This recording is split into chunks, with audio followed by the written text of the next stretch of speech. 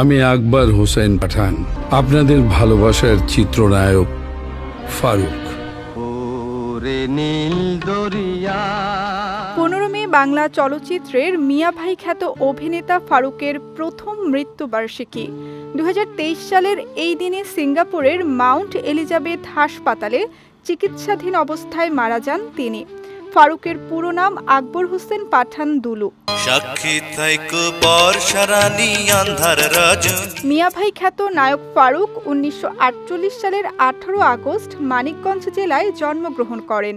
মুক্তিযুদ্ধ শুরুর আগেই পর্দায় অভিষেক হয় নায়ক ফারুকের। 1971 সালে মুক্তি পায় তার অভিনীত প্রথম চলচ্চিত্র জলছবি। এইচ আকবর পরিচালিত এই ছবিতে তার বিপরীতে অভিনয় করেন বাংলা চলচ্চিত্রের মিষ্টি মেয়ে খ্যাত অভিনেত্রী কবরী।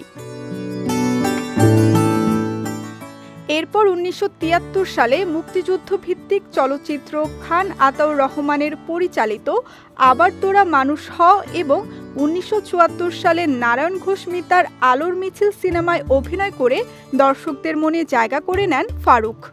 1975 সালে লাঠিয়াল সিনেমায় অভিনয়ের জন্য শ্রেষ্ঠ পার্শ্ব অভিনেতা হিসেবে জাতীয় চলচ্চিত্র পুরস্কার অর্জন করে নেন এই অভিনেতা। পরবর্তীতে 1979 সালে ফারুক হয়ে ওঠেন দেশের চলচ্চিত্রের অন্যতম প্রধান নায়ক। 2016 সালে তাকে জাতীয় চলচ্চিত্র পুরস্কারের আসরে আজীবন সম্মাননায়ও ভূষিত করা হয়।